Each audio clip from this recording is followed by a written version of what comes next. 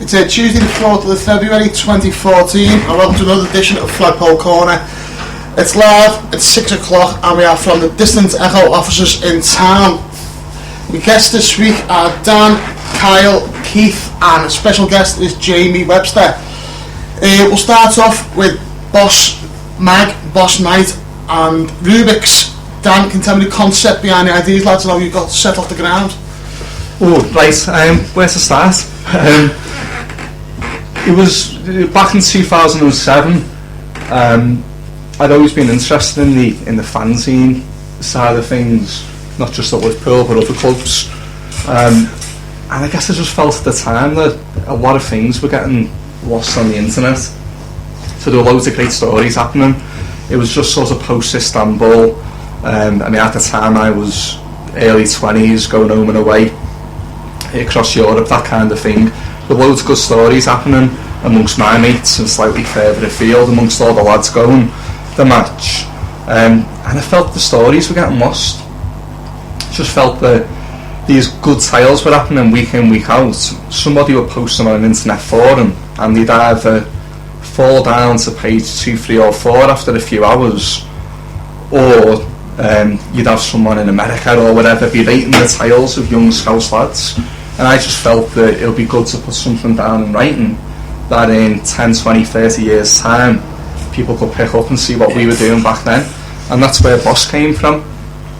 I mentioned the idea to a couple of mates, John Maguire, Chris Murphy, Mark Percy, and it just sort of started from there. We released the very first issue in October 2007, got a couple of hundred done, which sold out within about 15 minutes of going into the HJC shop, and that was that. We've done 14 since, so it's not as if we've been entirely prolific with getting it out there, but it still exists now, it's still there, and when the time's right we'll do another. Kyle, as well?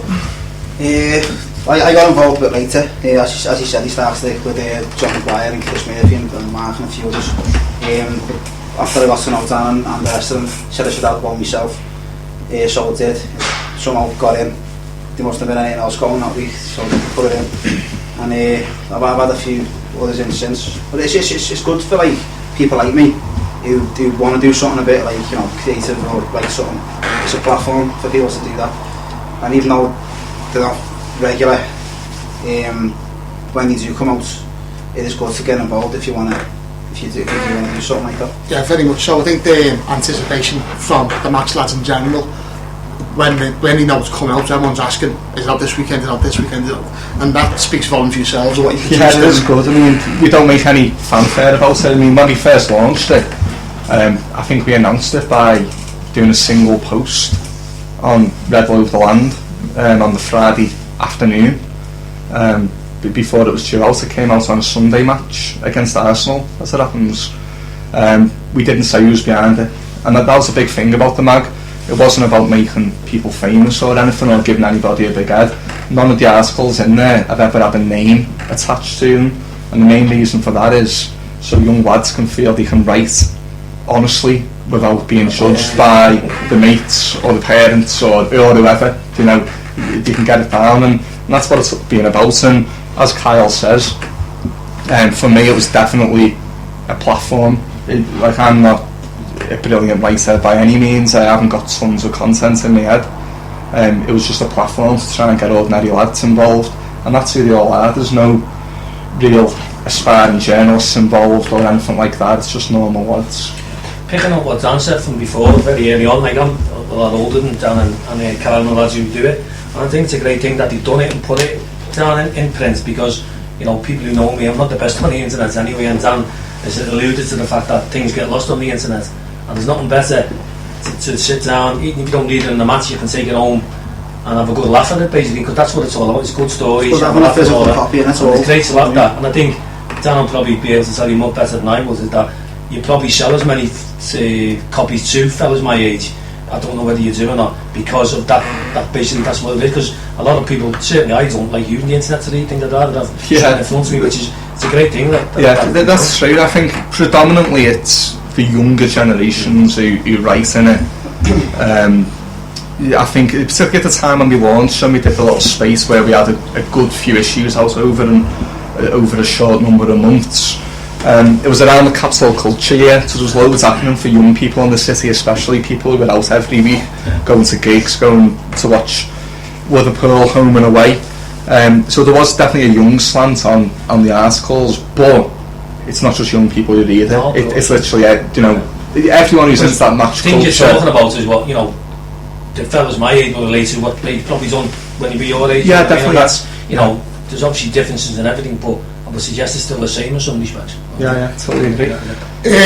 Moving on from Boss Mag, you come up with the idea of Boss Night. Yeah, well, that sort of came quite organically, really. Like I always say, I didn't want to start a magazine, and I think me and the lads who went on to start the event side of things didn't really set out to start promoting gigs and dance nights and stuff, but that came about a few years ago. We were going to enough gigs to know what a good gig was and what a good party was, and we just sort of felt like putting one on. So it was Kyle actually who sort of took the lead on the very first one, and we did it after the first home game of the season, where we got a relatively unknown band back then called the T Street Band on. That's what it was. Yeah. We saw them, and we went to see Cast in the cathedral, and we found out the T Street Band were on after in the Zanzibar. So we went down. So hardly anyone there, like 10 people there or something. We both said, all of our mates would love this would be the kind of thing all the mass lads would be into. Let's get them on ourselves. And we did. Of course, we knew the lads as well through the previous band they were in. Of course, yeah. This was a new thing of theirs. Obviously, everyone knew the maybes and things like that. This was something that they were trying to get off the ground.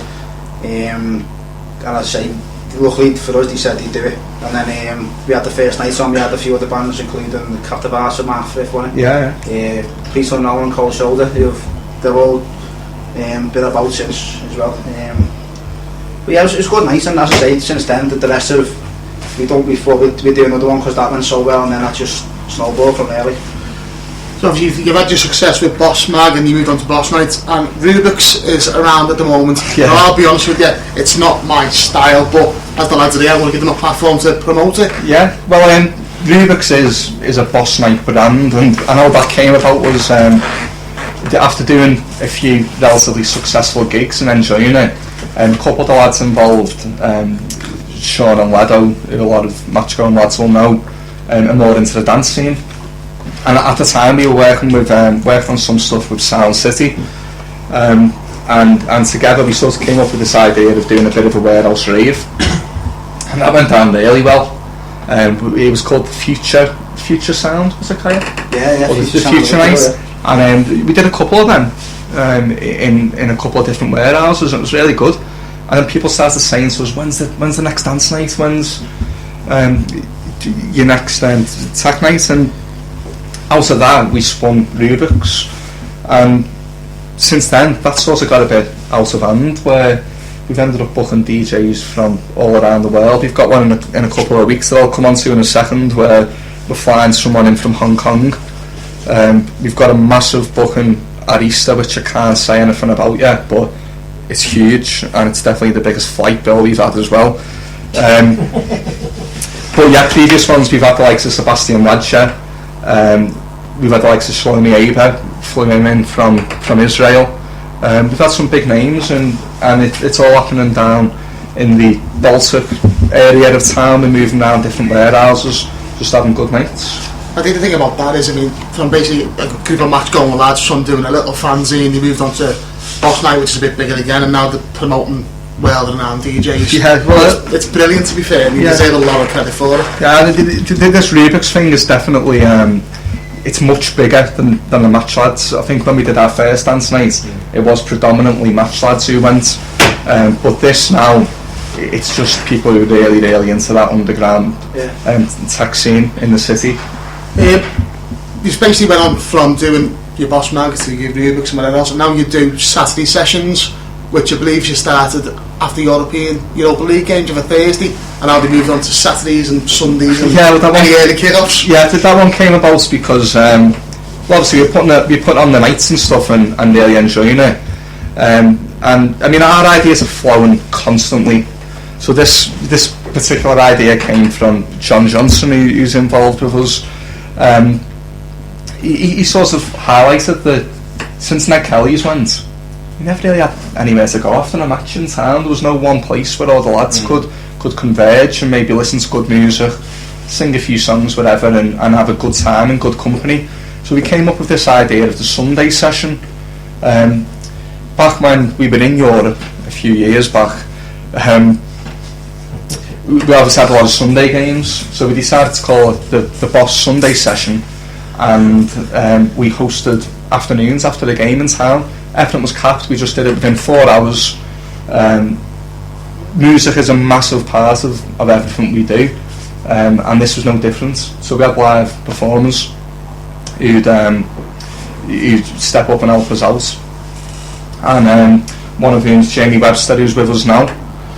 Basically just took me on to that. This Saturday after the Arsenal game at Sound on Bold Street, is it? Duke Street. Sorry, on Duke Street, is the next Saturday sessions. The Boss session, we're calling it. Boss session, and the performer on Saturday is the lead, Jamie Webster, and I'm pleased to say he's here with us today, and he's going to give us a couple of tunes throughout the show. So Jamie, over to you, mate.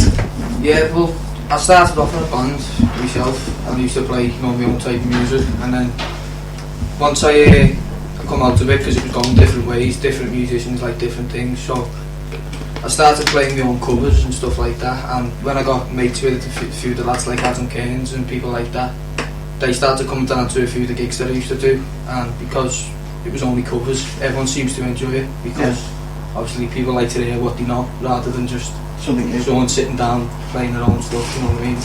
If it's good, but it's not something people can sing along to after a bevy, you know what I mean? So when Kenzie put me on to Dan and Kyle, we asked them to come down, and everyone I've been to has been great. And Dan and Kyle have been good with promoting me and stuff like that, you know, putting me on with like Mark Flifton, and who's Mark Firth, sorry. he's a good musician as well, so yeah, I'll play a few covers. Sound.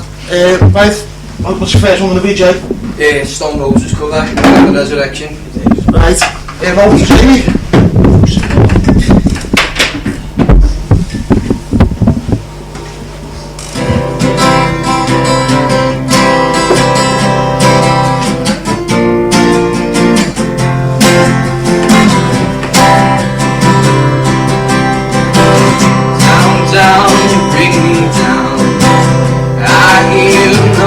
Down my door and I can't sleep at night.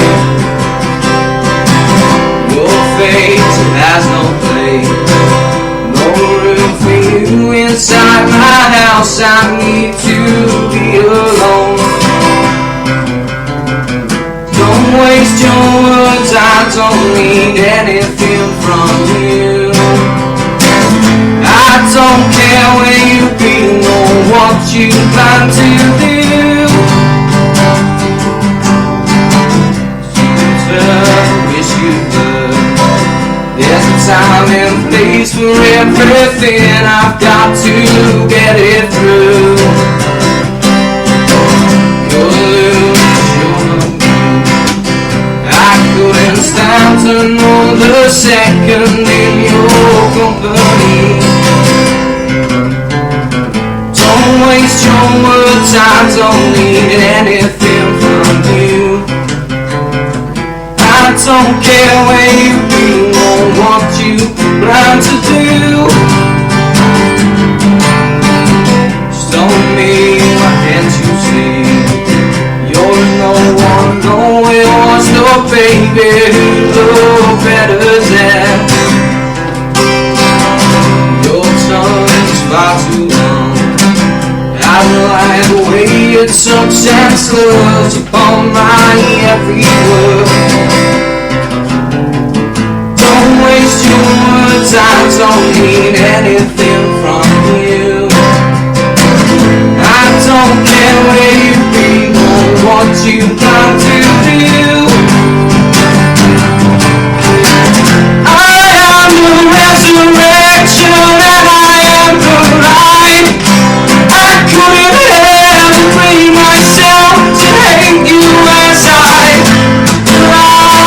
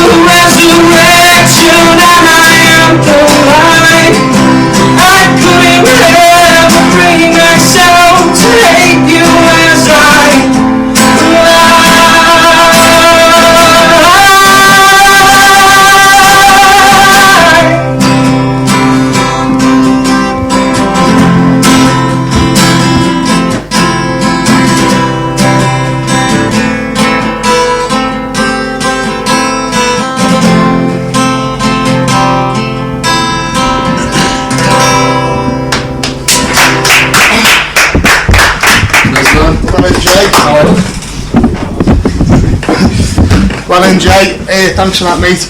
Just a couple of questions on the boss thing. I've just had one in off Twitter of Glenn Jones.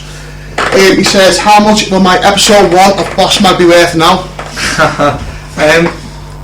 Somebody once put an issue 3 on eBay, and it went for something stupid like 18 quid or something. It's ridiculous. Oh, man on there. Nice kids, aren't you? We've got boxes loaded in the office here, it's loads here. But no, I don't know, but yeah, it's quite rare. Depends if it's a first edition one that was a photocopy, stapled together effort, or the more professional one.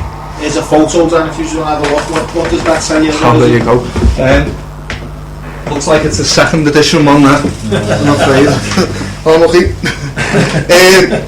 Right, just one last question to the boss lads. What has been your best boss moment since you've been going? Oh. Mine was either the first boss night we did in the Static Gallery, or possibly Haman in the where do we do that? In the elevator studios, yeah, probably my. What happened with Haman? We did like a Q&A with Haman, But I had this idea of it's like a mix. What ale did he drink? Foster's, you know. He was alright actually, he's a very nice fella. No, I had this idea of this like format that was somewhere between Question Time, News Night and Jules Holland. So we hired out the elevator studios, the bar, got a load of like couches and stuff put in, seats. We had Ian Prowse playing either side of Brian Reed interviewing Diddy Hammond, and Brian Reed was brilliant, and then he opened it up to the floor, but there was no vetting of any question. It was just whatever went, and it sort of did go, didn't it? You know, there was one thing when I think Vinny Blockhead asked the question, but Hammond was dead quick and answered back. But yeah, no, that was good. That's probably my favourite event. Favourite moments. I'll tell you what, actually. Well, so firstly, when we got nominated for Fanzine of the Year, and we went down to London for this awards ceremony, and that it was a great night. We've never been invited back, probably with good reason. But so there was that, and second was when John Power played for us at one of the Sunday sessions. Yeah, he got up and he played 6 songs, I think, and one of my heroes getting up on stage playing for us. So right, as we are in the Distant Echo offices for a limited time till what, 7:30, Dan? If midnight. Alright, so midnight, if you go to Distant Echo and order anything and put in the code Anfield FM, you'll get 15% off your next order, which is very generous of Dan to do. Thanks for that, mate. Right, as you know, on last week's show, the last show we've done, I've got a thing with Punter's Corner of Bet of the Week. This is a pre-Cheltenham special. It's Vaughan in the Neptune Novice on the 12th of March. It's backed into odds-on favourites by the time the race starts, but if you get on the early odds, you will get 7-2 with most firms. It's not to be missed. Plenty of inside information. And if you want to give the lads a follow on Twitter, it's at Punter's Corner, and they will give you all the information you need. Again, that's Vaughan in the Neptune Novices on the 12th of March, and it's 7-2. Another guest this week is Keith Culvin. He is from Spirits of Shankly Management Committee. The past couple of weeks, the union have been very, very busy with the Arsenal Black Scarf lads and the Tottenham Hotspur Supporters Trust. Once we beat Bournemouth in the Cup, Arsenal obviously come out of the hat. Straight away, panic set in at the thought of £92 for a 5th round FA Cup tie. So, basically the union got in touch with the Arsenal Black Scarf movement, and we done a joint statement saying that the prices were ridiculous, the fans shouldn't be paying it, and ultimately Arsenal backed down and said that because they had so many high important Category A games in such a short space of time, they reduced the tickets to a Category B at £35. That is absolute farce to say that it was not the fans' involvement that made that decision, as well as Arsenal and Spirits of Shankly. Keith, do you want to give us a little bit of more information on that? How it come about? Well, yeah, obviously, as you say, straight after the Bournemouth game, and obviously the draw was on a Sunday, so obviously once Arsenal was drawn up the hat, everyone knew what was coming. So I think people on the management committee basically put some sort of release together just to be on the safe side to get it out there straight away, because obviously these clubs at the moment, you know, Liverpool included, most of these top clubs are basically just doing what they want on ticket prices, and no one seems to be challenging them apart from a few supporters groups. And obviously between ourselves and the Black Scarf movement, and I'd like to mention the Tottenham Hotspur supporters structure, they've been very vocal and very influential, not so much obviously with this one game, but they've been very, very good in backing what everyone's trying to do. And obviously the message went out to Arsenal and Liverpool, and as you said, Steve, you know, Arsenal have come up with this coffin bull story saying it's nothing to do with the fans, it's a matter of this because of their season ticket quotas. Some of the games are included in their season ticket price, so they could afford to reduce this one to a category B. Now, as we all know, that's a load of crap. That, you know, it's basically because of what's happened in the past. Tottenham have had a go at them, and obviously Liverpool now have had a go at them, and they basically bowed to public pressure. They're not going to admit to that in public because it looks like obviously they are giving in. I listened to your show last week, I think it was last week or the week before, we had the lads on who do the banners, and they do a great job. And I remember speaking to you a couple of weeks ago, Steve, on the phone about this, and I think sometimes, certainly some people get disillusioned by what's going on with the ticketing campaign, with the SOS and obviously other groups who are involved, because it doesn't seem to be anything happening at some stages. But I've said in the past, I said to yourself, and I think people have just got to stick with this, because what the young lads do with the banners is absolutely brilliant. You know, to come up with the ideas of what they do and then put it into place is absolutely brilliant. And I think sometimes they don't get the credit they deserve for what they do, and I think sometimes they feel that they're only doing it on themselves and no one else is backing them up, and they're getting nowhere. But I think this is a good example of how things like that can work. It may take a while for us to sink into these people. It's like what we done last year at the FA Premier League headquarters when the fixture lists got announced. Obviously there was 400 or 500 people down there, and at the time they said, oh, there's not going to happen this, no one's going to make a blind bit of difference here. But lo and behold, 2 or 3 weeks later, 4 weeks later, they give each club £200,000 to reduce ticket prices, saying on the back of it, oh, we're always going to plan this. They were never going to plan it. Everyone knows that. It's all down to pressure that's being brought on them by the fans. It mightn't look like it's that at the time, but it will eventually catch up with these people, and it will make a difference. So I think the people who are doing everything, who sometimes think it's not making any difference, have got to realise that they're doing a great job between us all. Liverpool, Tottenham, Arsenal, Man United to a degree, and we need these other big clubs and other clubs to get involved in this, because it will make a difference. But it'll only make a difference if we keep doing it. And this is, you know, a classic example of something being positively done out of it. Obviously today the allocation come out for Arsenal. By FA rules we should have got 15%, which is 9,000 tickets. They come back today with 5,136 or whatever it is. Yet again, the Union and the Black Scarf movement are on the toes, and the question of the club why this was. They come back, Arsenal, after Spurs. This was read the Spurs, Tottenham Hotspur Supporters Trust letter on this, and basically they said it was a safety reason for people standing in the upper tier. Is an absolute insult. They have concerts there when people stand up in the top tier, have a bevy, have a sing. It's an absolute joke. Basically, they didn't want 9,000 there because yet again we would have won. Well, the thing with that is, you're right, is that obviously Tottenham supported trust done a Freedom of Information Act on Arsenal, because they wouldn't come out with the reasons at first why they were only giving them 5,000 tickets. So they had to go to court to get them details, and we're going to do the same on them as well with Islington Council. To see exactly why they are going to do it. It's a bit of conjecture at the moment that that's the reason why, because Tottenham got that, but you tend to think it's going to be the same reasons. And as you said, you know, we go to Newcastle, you know, we go to Man United in FA Cup games, the League Cup games, you go to, you know, other Everton, you know, you get in the top tier. There's numerous grounds European grounds, Keith, exactly, European grounds. Valencia, you know, is like usually 45-degree stand. You know, there's countless grounds you go into in England, in Europe, where you put in the top tier, and we've all been there, but you're thinking, yeah, this doesn't look too clever. But you don't stop you from putting you in there. So for Arsenal to turn down and say it's for safety reasons, it's a load of baloney. The reason is, in my opinion, they don't want 9,000 Liverpool fans there because they'll turn it into an home game. Yeah. And then it will give us a better chance of winning the game. It's that, and I think because we rocked the boat over the ticket prices, this is their little way of getting back, you know. It's petty, it's ridiculous. You know, it's not about the money, because obviously the money's being reduced now. So, you know, then most of the tickets we're going to get, I think, are all £35 for the lower tier. The upper tier, I think, was going to be 51 or 52, if not mistaken. But they'll get sold to Arsenal fans. So it's not about the money.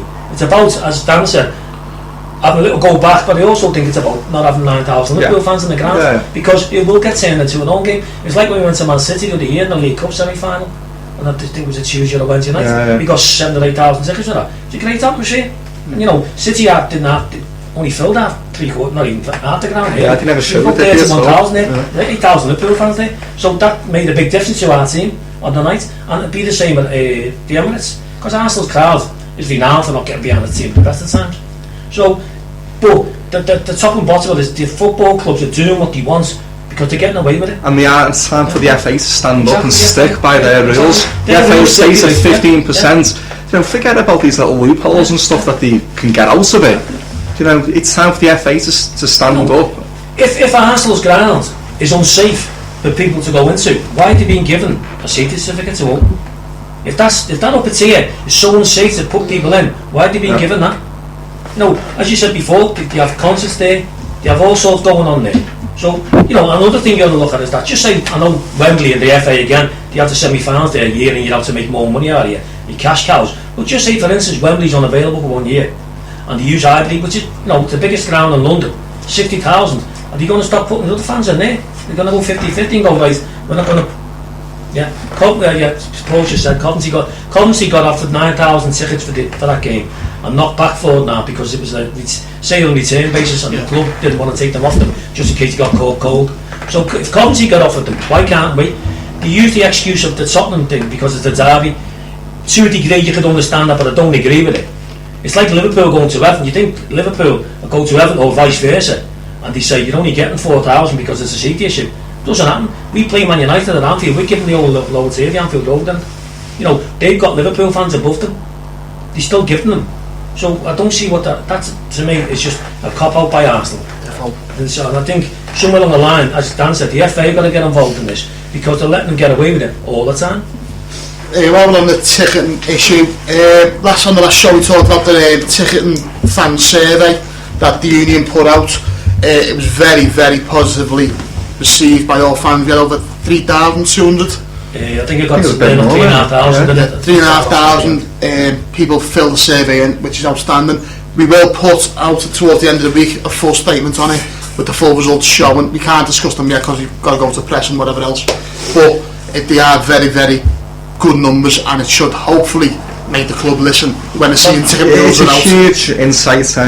I guess just to declare an interest as well. I'm on the SOS Management Committee, and we've been bringing the results together, so I've seen them, and you know, it is overwhelming, and it's not just the 200 divvies who spoke here. It's not just 200 fellas at the back of the cop or whatever in block 306. There was a huge range of people from all parts of the ground, different backgrounds, got different gripes. Some are season ticket holders, some are fan card holders, all that kind of thing. But there's some real telling patterns that are coming in here, and I can't wait to see the club's reaction. The other side of that as well, obviously, there's a supporter committee meeting on Friday in the Sandon, which is open to the public, because the supporter committee are apparently meeting the owners, meeting club officials on the Sunday after the Arsenal game to discuss ticketing. Now, if anyone's got any interest in this, you need to get down to the Sandon to let these people know on the supporters committee exactly how we feel about this, because in the past the supporters committee have said they're not a campaigning group like what we are and other groups are. They're more of a conduit to relay people's messages towards the club, and in the past no one seems to have turned up to basically give them the information what they need and give them, not so much give them stick, it's not their fault to a degree, but you need to be told in no uncertain terms what's going on is not right. So I'd urge anyone who's got spare time on Friday night to turn up at the Sand. I think it's 7 o'clock if I'm not mistaken. To basically let the supporters committee know and let the people know on there exactly how people feel, so they can take that message back to the club. Right, we're at the halfway point of the show. Just before we move on, Carl, anything to add on that? They're all been covered, I think. Right, speaking of covers, it's time for Jamie to do us another cover. Good little pun, that one. Which one are you? I'm going to do 2 shows built by piece of game. There we go.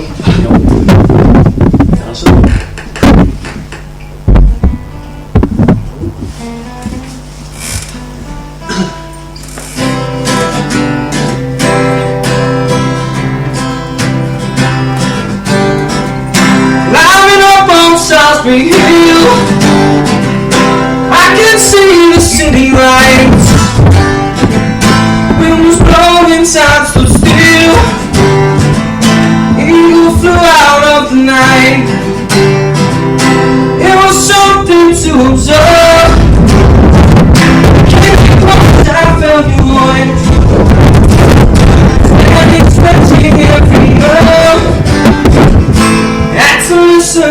no joy.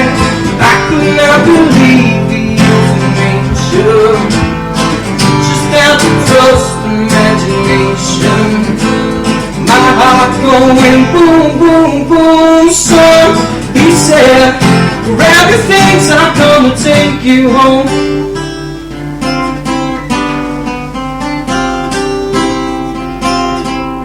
Yeah, don't worry.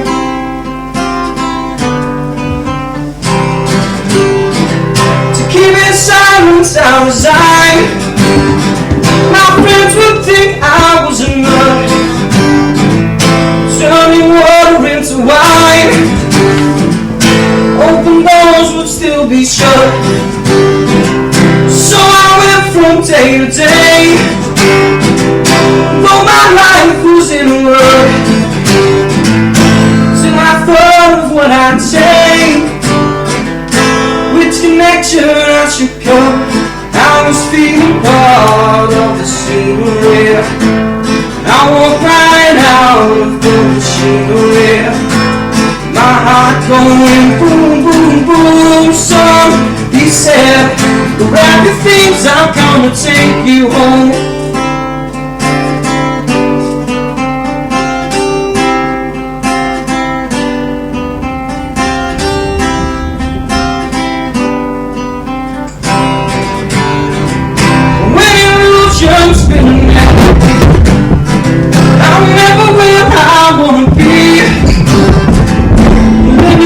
Cheap and wet. When I think that I am free, watch my empty silhouettes. Close the lights but still can see. No one told them any care. I will show another me. I don't need a replacement. Not showing what the smile on my face, man. My heart going boom, boom, boom. Hey, I said, you can keep my things, they come to take me home. Yeah, back home.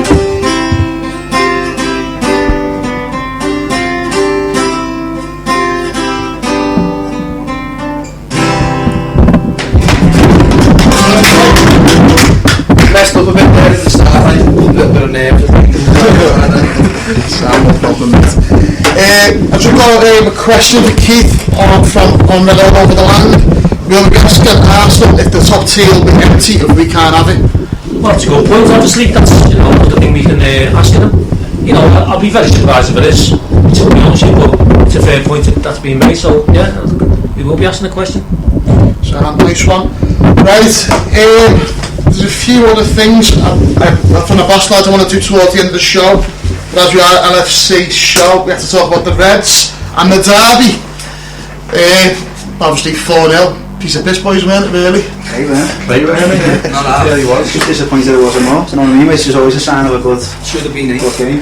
I think it was like a split thing before the game. I think some people are a bit apprehensive and then some people were very confident. And I think the game panned out that way a little bit. He was confident because they were confident. I thought the way they played was always going to suit us. They were always going to come and attack us. And obviously, as it's been proven, we're a very good counter-attacking side. Well, it didn't speak to a single person who thought we'd keep a clean sheet.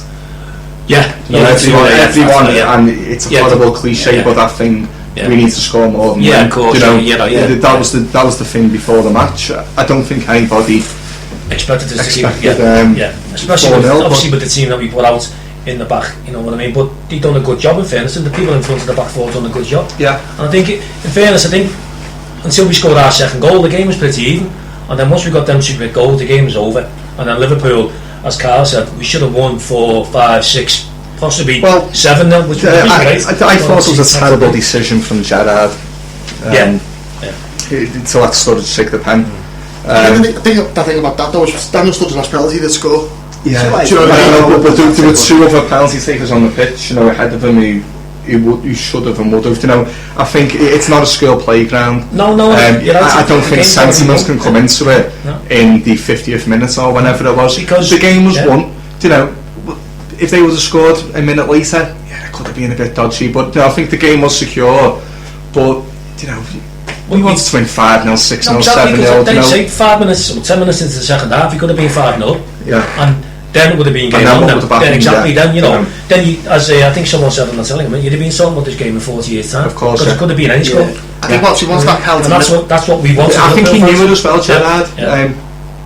A minute or two later, he went in for a bit of a rash challenge that I don't think he would have normally done. I think that was his way of getting out. And then obviously, you know, it's well and then documented. we lost Sturridge then, didn't we? You know, it's his just head gone went. on. Yeah, it's well documented what happened with Sturridge afterwards. Yeah. That the fact he done what he done, and Suarez were having a go with him, and then obviously Rodgers took him off. Now, you know, we all know why he took him off. He's not going to come out and say it, but the reason is, as Dan said, his head had gone, and that's understandable to a degree. But as Dan said, the game should have been put to bed first, and then, you know, you would have had 2 players on hat-tricks there. They got plenty of time to go and get the hat-trick, because Everton, I wouldn't say they were gone, but they would have been gone then. At 5-0 down, that'd have been the game over, and we could have been any score then. just on the atmosphere side of the derby, I thought that You Never Walk Alone before the start was European-esque. It was absolutely brilliant. Best atmosphere this season, wasn't it? I always just thought in the derby, I mean, I don't think that's an issue, but I just thought that You Never Walk Alone, I thought. Well, You I know, think the thing with obviously the night game, obviously with people, you know, to be honest about it, people have had a few points beforehand. You know, if it was an early Saturday afternoon kick, obviously normally it's a bit more muted to a degree, because, you know, people are not as others will say, and, you know, that's just something that's a fact. So obviously that had a bearing on it. But you're quite right. I think a lot of people went into the game really looking forward to it, because both teams are so close to each other. And I think the way we started the game, you know, Barkley had that shot from after about 2 minutes, looked like we were going to go in. Then after that we got our foot onto the game, and we got into the game then, and it was a good game, great game. It was like the one at Goodison. The one at Goodison was the one of the best ones I've seen for a long time, and the one at Anfield was the same.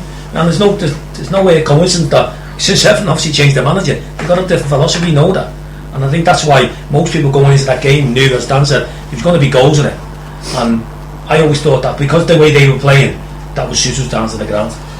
Obviously, after the inferior of the 4-0 against Everton, went to West Brom on Saturday, which was the same as the down to with the bump. It was a little bit of an understatement, and it was so disappointing, especially with the results what went on.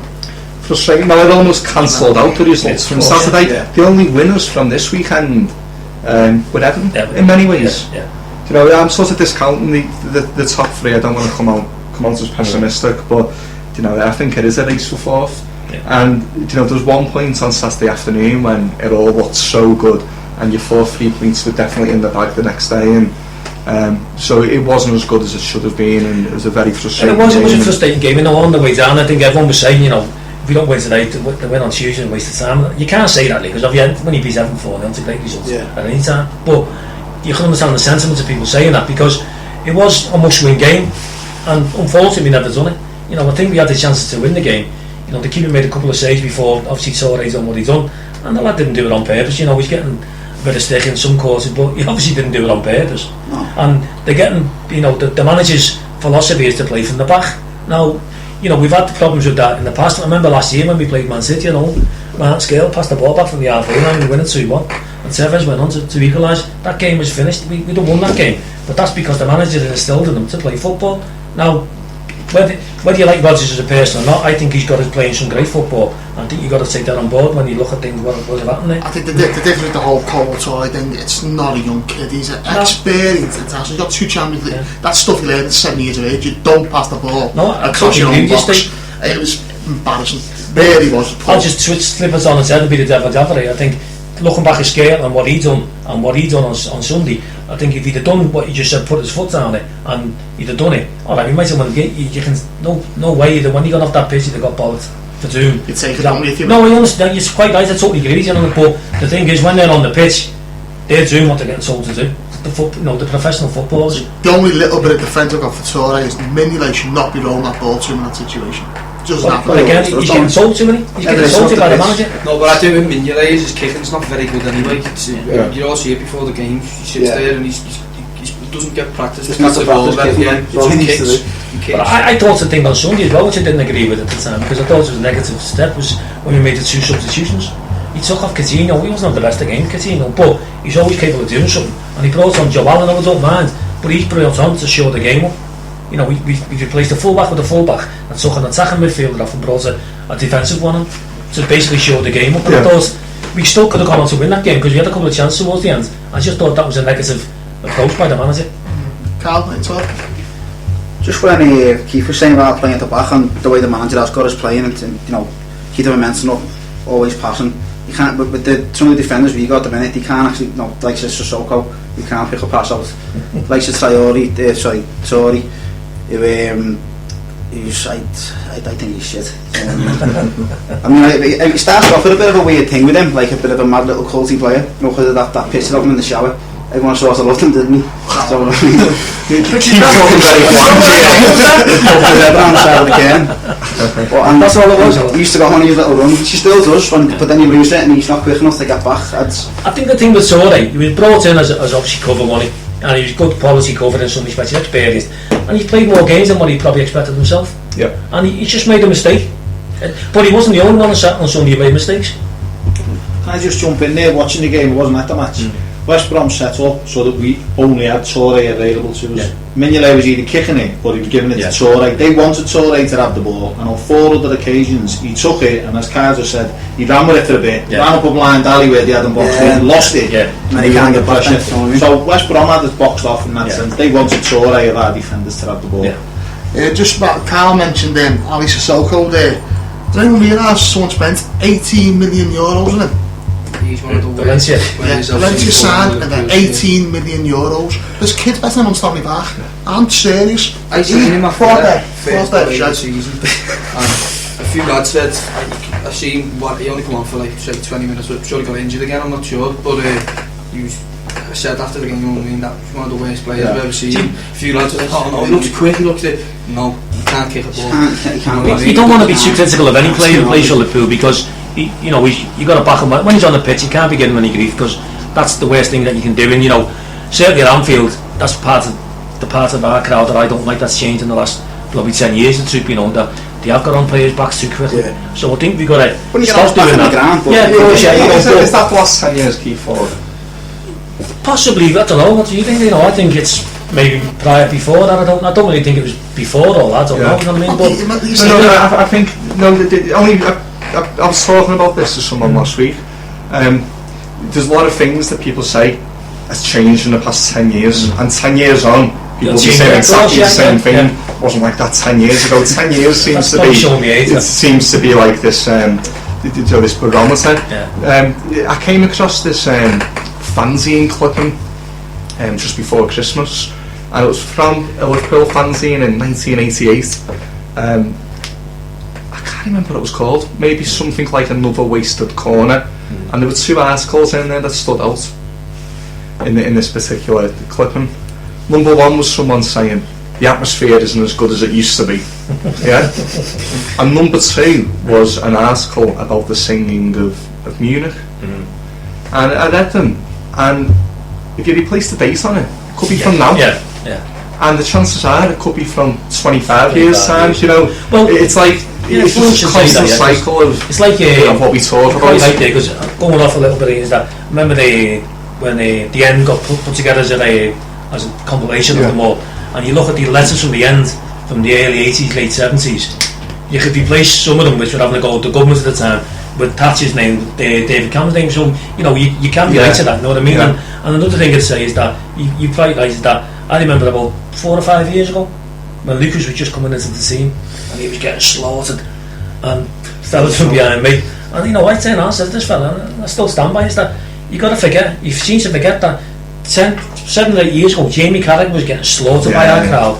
Every game he played he was getting slaughtered, get him out, blah blah blah. So people have got short memories in that respect, you know what I mean? So you're probably right, Dan, in some respects. It is every 10 years people say it's like that, but it's the same thing all the time. I still just slaughtered Lucas now, don't we? So again, that was exactly. So going back to the very beginning of all this, is that I don't think, in my opinion, that you should be giving any play stick in the ground. It doesn't do them any favours. You've got to give them. But unfortunately, it does happen, doesn't it?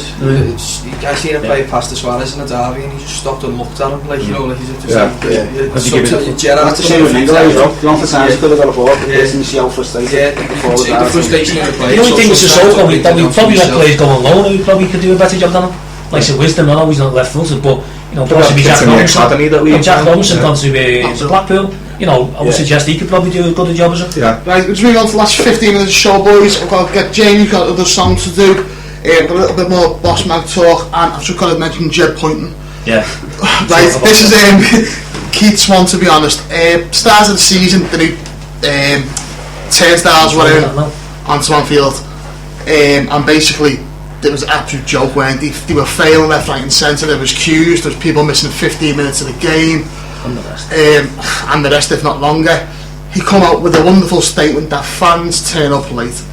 Now we all know the sentiments around this subject, and obviously we all know the reasons why. My personal opinion of Jed Poynton is I think he's an absolute joke and he's a farce and he should be nowhere near Liverpool Football Club. To make matters worse, the derby last week, Everton had, well, we've all seen the pictures on the Echo and the Forum and whatever else. Basically 2 turnstiles failed and he all got cattled in, basically in 2 lines to get in. Now obviously Everton are renowned for not going in the ground until you never walk along's finished. That didn't help the situation, but yet again our wonderful safety officer of the club, Jed Poynton, says it was fans turn up late and they've been on the ale. He might as well have just fucking gone the whole hog and said they were ticklist and done everything else, didn't he? It's the truth. Yeah, you know, he's an absolute farce, and I think the union are going to address it again with the Blue Union if they can get the finger up their arse and do something about there's it. Obviously a few points with this, you know.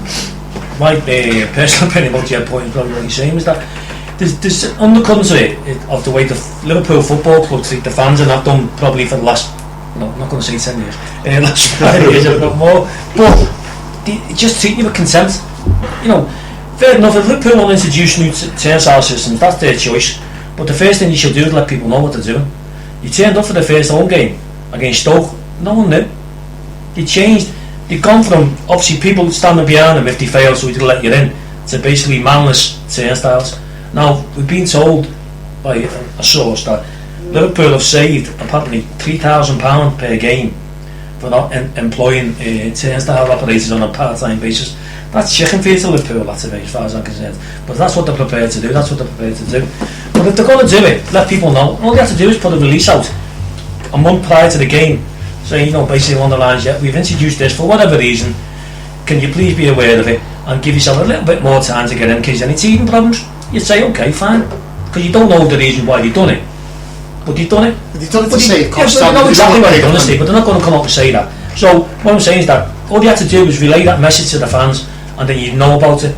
Don't do anything, and then let people turn up. What they've been doing for donkey's years, you're getting people, fellas who were like in the 60s, 70s, been going the game for the same amount of time to get in that ground at the right time.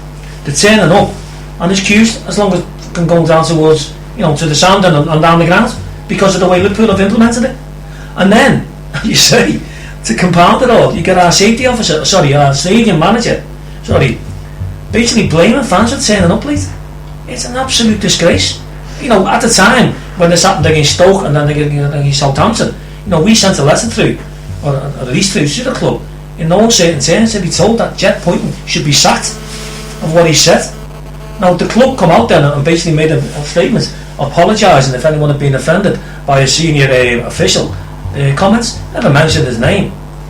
You know, as you just said there, Steve, all you had to do was basically say if you were tickless, drunk and turned up late, you could have been part of Margaret Thatcher's propaganda machine in 1989, Jed Poynton.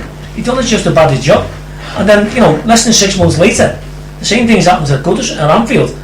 But Everton, no, let's be honest about it, you know, we've all had our so-called problems with Everton in the past, over the last whatever years. But you cannot fault the fact that when the Hillsborough happened, you couldn't get no better treatment on Everton as a football club and off the fans. And then for them to turn down and say, on a derby, they're doing the same as what we've been accused of in 1989. Again, it doesn't bear thinking about. He should be sacked. It's as simple as that. Liverpool Football Club should sack him tomorrow. But the fact of the matter, as I said at the very beginning, it's just symptomatic of the way the football club views its own fans.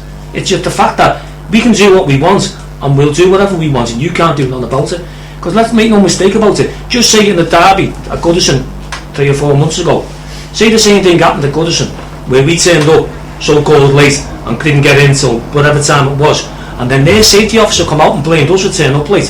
What do you think Liverpool would do? They'd be absolute uproar, wouldn't they? They'd be murdered over it, and quite likely so. So you can't have one thing and one thing the other. Liverpool Football Club should sack Jed Poynton tomorrow, but they won't do because they just think they can get away with it. Now there's a council meeting tomorrow, to discuss all this. At first, he basically didn't invite no one who were basically involved in it all. He invited, from what led to believe, on Liverpool side, I don't think he invited Liverpool. He invited someone from the supporters committee to go and speak on behalf of Liverpool fans. And I don't know who they got at the end, but apparently now they've sort of like buckled to public pressure. I think someone from the Blue Union's going, and someone from the Shankly's going tomorrow, because these need to be addressed. Right. These issues need to be addressed. Thanks for that, Keith. That's enough talking about that little twat, to be honest. Moving on to Jamie's last cover, and then last little bit on Boss Mag. Yeah, we do apologise if anyone, the sound quality's not the best. It's the first time we tried this on Anfield FM. A few teething issues, but hopefully it's come across okay. I'll do an Oasis cover now. Important to be in Ireland.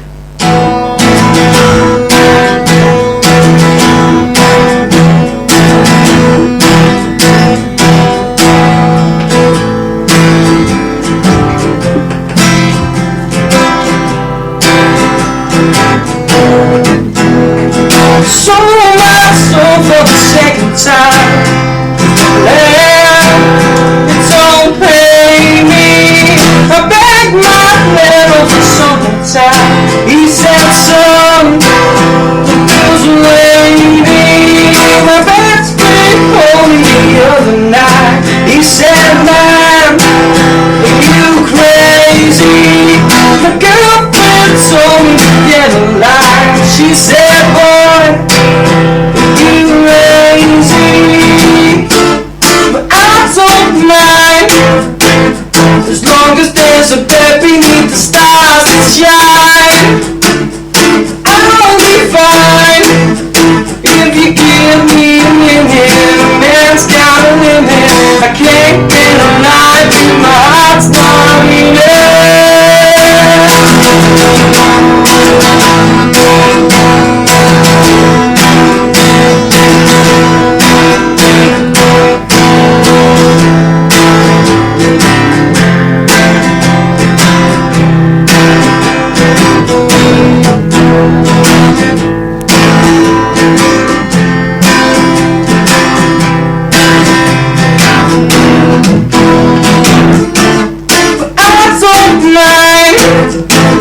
As long as there's a bed beneath the stars that shine, I'll be fine.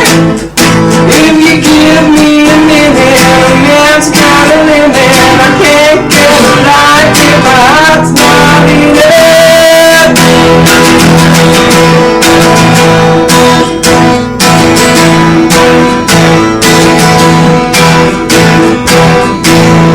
Lost my faith in the summertime, 'cause it don't stop raining.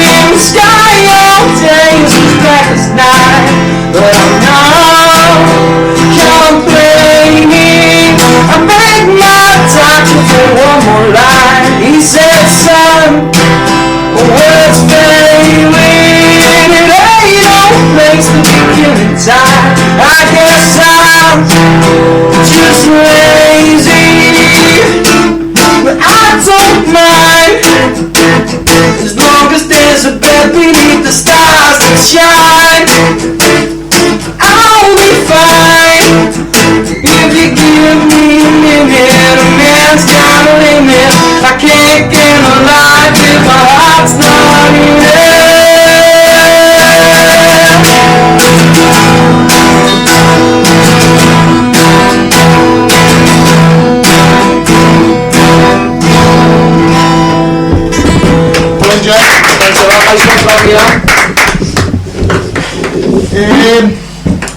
Right, last few things from the Boss lads. What does the future hold for Boss and Boss Nights? Well, in terms of Boss Mag, we will do more, but when the time's right. We've never been like, we've never forced it out. That we'll just wait and see. I'd like to say by the end of the season. But yeah, there's a few. We'll see. Boss Night, we'll continue with putting on good events. No, we've never said we'll do stuff just for the sake of it. We like to do big things, and we've and stuff that we're into. We've got a few ideas, but in the immediate pipeline we've obviously got the boss session on Saturday, straight after a match, R3 in sound on Duke Street. We'll have Jamie Webster headlining. He'll be playing an extended set for us for the first time, and we've got Mark Hannon, who fans of the Liverpool music scene may know from the Great Northwestern Hobos a few years back, and more recently the Springtime Anchorage. It's free to get in. As I say, it's in sound, which is one of the best places in town. Get there early. It does get really busy, and we'll run till about 7:30, 8 o'clock, so come down and join us. And then a week Saturday, 15th of February, we've got another RUBIX. This is in the garage on Greenland Street, just by Campton Furnace, that end of town. Doors open at 10 o'clock, and we'll be running right away through till 8 o'clock in the morning. See me there. Apparently, some match-going lads have organised a coach to pick them up outside at 8 o'clock to take them straight down to Arsenal in the FA Cup. We've got likes of Lee Charnock, Chris McGee, Phil Fedden and Tom Buchan, so that's the best local talent that we feel on Merseyside. We've then got a lad called Ben Grunnell on, and our headliner will come all the way from Hong Kong, and that's Technasia. So that's RUBIX. You can buy tickets from Freebeat or on Distant Echo or Skiddle or Ticketmaster or whatever. All the details are on our website. Right, just before we finish, I'd like to mention a discount code again for Distant Echo. If you go to the site, you get 15% off if you put the code in, Anfield FM. The website is www.distantecho.co.uk. I'm Steve Martin, that was the Flagpole Corner. I'd like to thank Keith, Dan, Carl and especially Jamie for coming on, and we'll see you soon. Nice one. Here's Steve.